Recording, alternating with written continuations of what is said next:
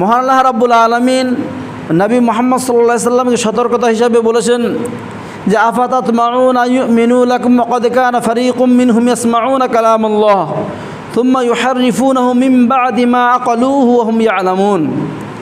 হে নবী মুহাম্মদ সাল্লাল্লাহু আলাইহি সাল্লাম, তুমি কি আশা করো যে তারা তোমাদের মতনই ঈমান আনবে? আইয়ুমিনু লাকুম, যে তারা তোমারই মতো ঈমান আনবে।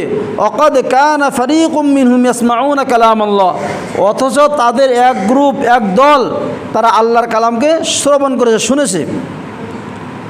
ওয়াকাদ কানা ফারীকুম মিনহুম ইয়াসমাউন কালামাল্লাহ, আল্লাহর কালাম থেকে তারা একদল কোরআন শুনেছে। তারপরে কী করেছে? সুম্মা ইউহাররিফুনাহু, অতঃপর এটাকে বিকৃত করেছে।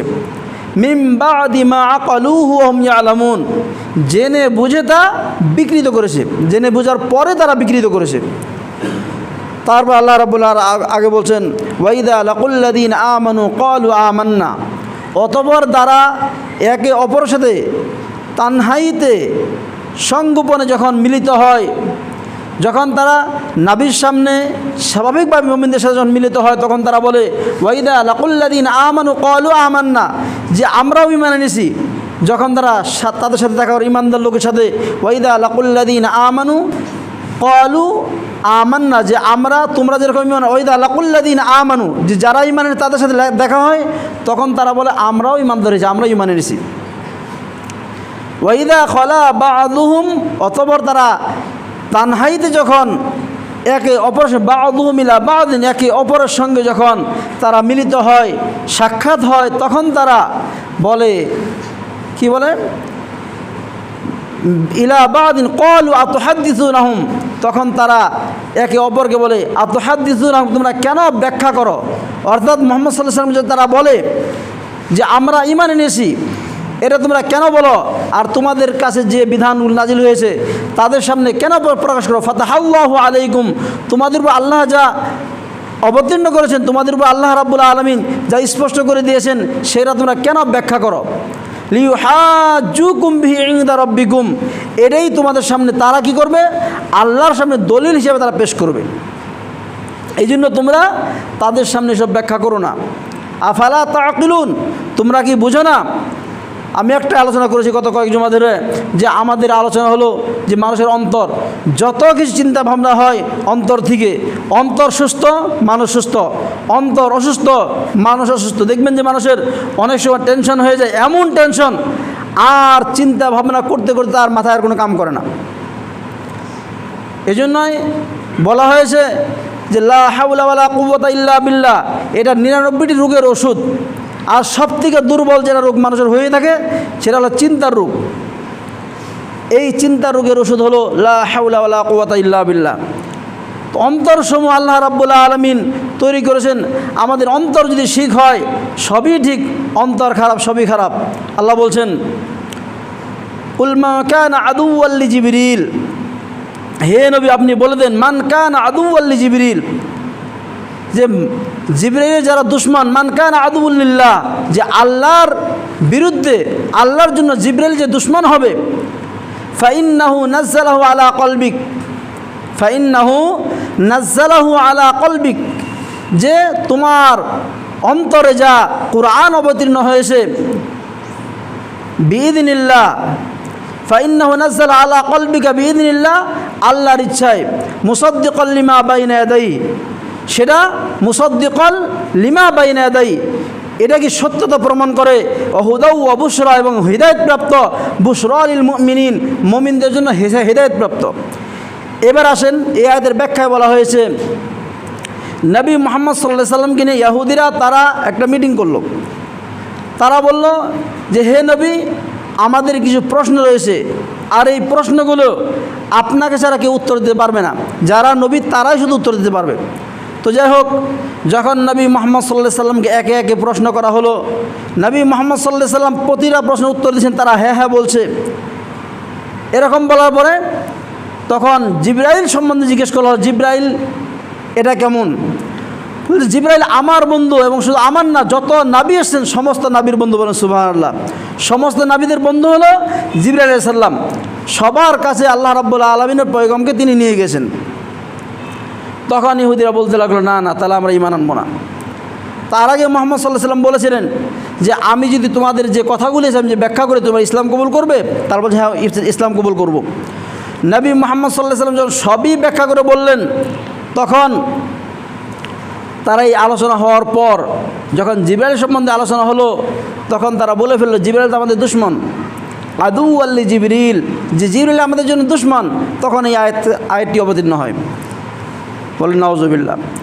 ইহুদিরা জিবরাইলকে দুশমন বলে, মিকাঈল আলাইহিস সালাম তাকে বন্ধু বলে।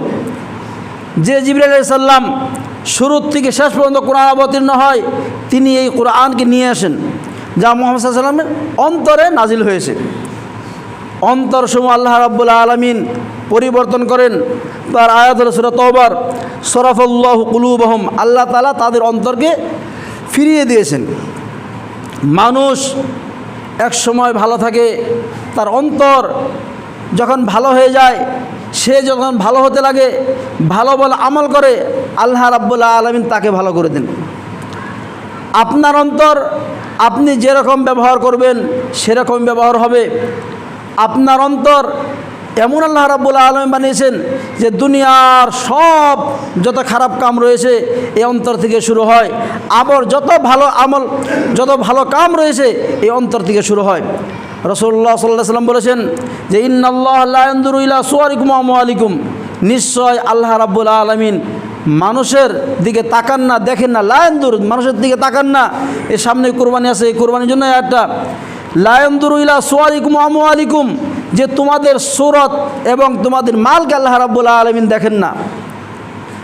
এই সূরত মানুষ ভাবে যে আমার কত সুন্দর সূরত আল্লাহ দিয়েছে, না, এই সূরতের কী দাম রয়েছে। আজকে যখন আমি মৃত্যুবরণ করব, আমার সূরত নষ্ট হয়ে যাবে।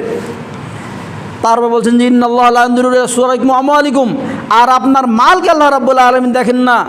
মাল তো আল্লাহ রাব্বুল আলামিন আপনাকে দিয়েছেন, এর একটা সৌন্দর্য। আপনি যদি মাল না থাকে, মানুষ আপনার ফকির বলবে, ভিক্ষুক বলবে, যাই হোক, মাল এবং আপনার চেহারা এটা আল্লাহ রাব্বুল আলামিন দান, আল্লাহ রাব্বুল আলামিন দিয়েছেন।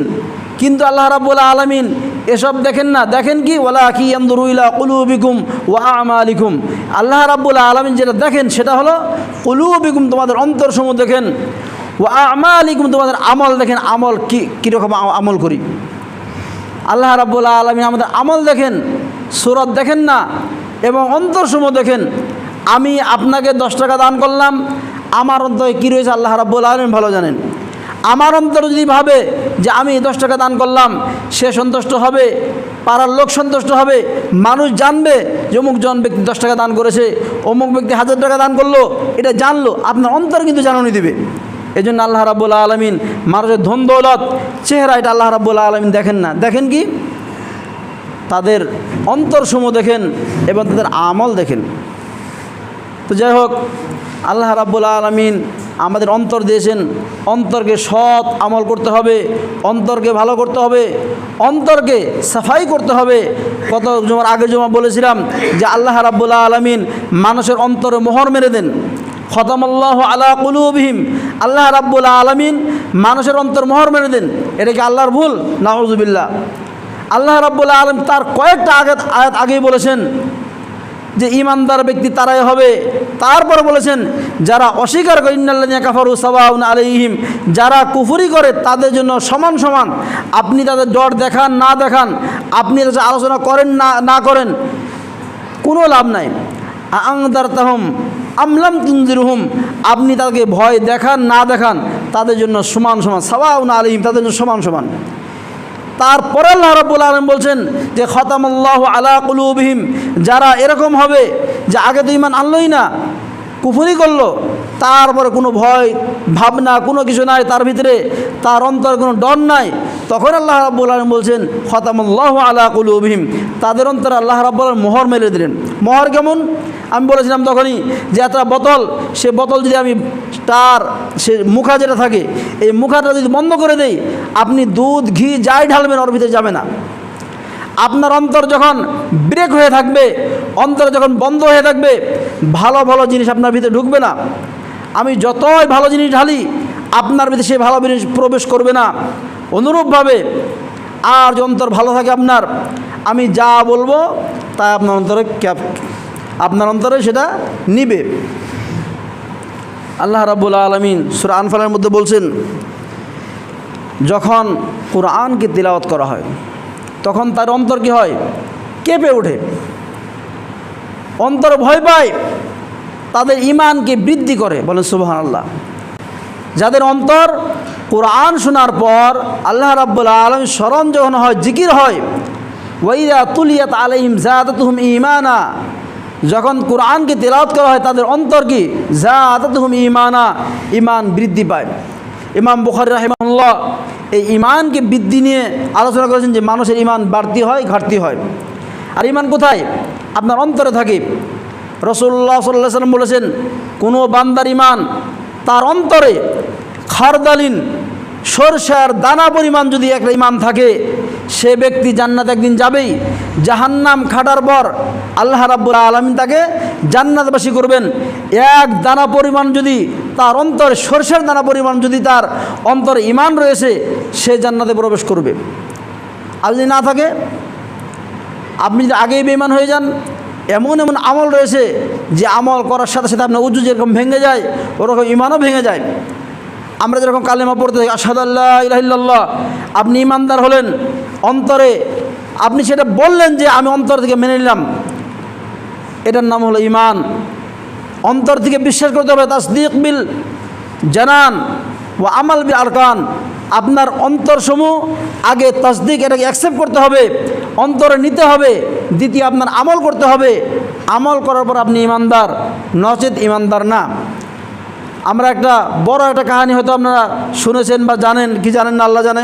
তো যাই হোক, ছোট্ট করে বলি, হেরাকিল একটা বাদশাহ ছিল, হাদিস বুখারীতে নিয়ে এসেছে। হেরাকিল বাদশাহ যখন আবু সুফিয়ান তখন ইসলাম গ্রহণ করেন নাই। আবু সুফিয়ান ইসলাম গ্রহণ করার আগে হেরাকিল বাদশাহ, বহুত বড় বাদশাহ, তাকে ঈমান সম্বন্ধে জিজ্ঞেস করলেন যে আপনি বলেন তো মুহাম্মদ সাল্লাল্লাহু আলাইহি ওয়াসাল্লাম কেমন মানুষ?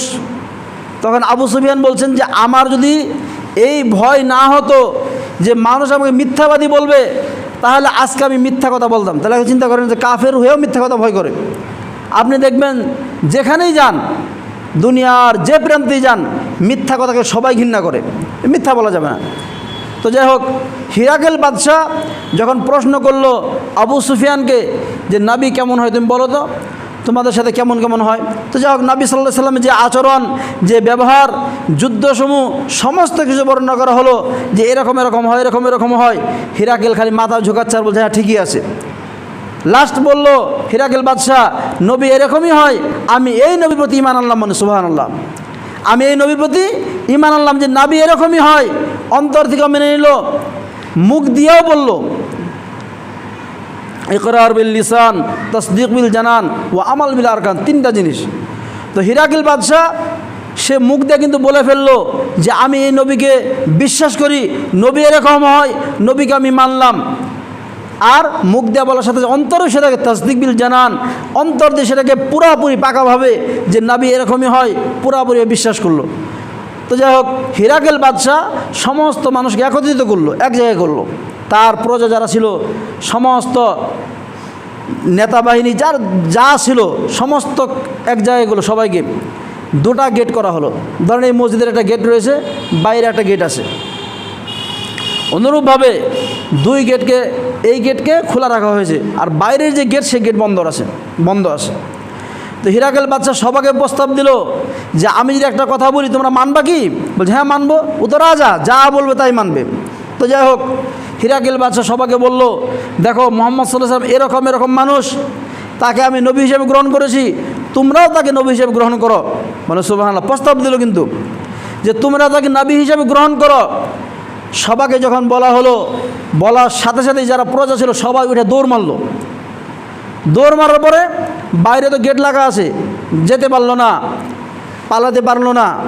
আবার হিরাকেল বাদশাহ সবাইকে ডেকে নিয়ে আসলো, আসো আমি তোমাদের অন্তরকে চেক করলাম। বলে সুবহানাল্লাহ, যে তোমরা তোমাদের ঈমানে টিকে আসো কিনা? বলেন নাউজুবিল্লাহ। তাদের কাফেরের যে ধর্ম, যে তোমাদের অন্তরসমূহ তোমরা সত্যই কি কাফের উপরে টিকে আসো, এটা আছো কিনা পরীক্ষা করার জন্য আমি তোমাদেরকে টেস্ট করলাম। বলে নাউজুবিল্লাহ।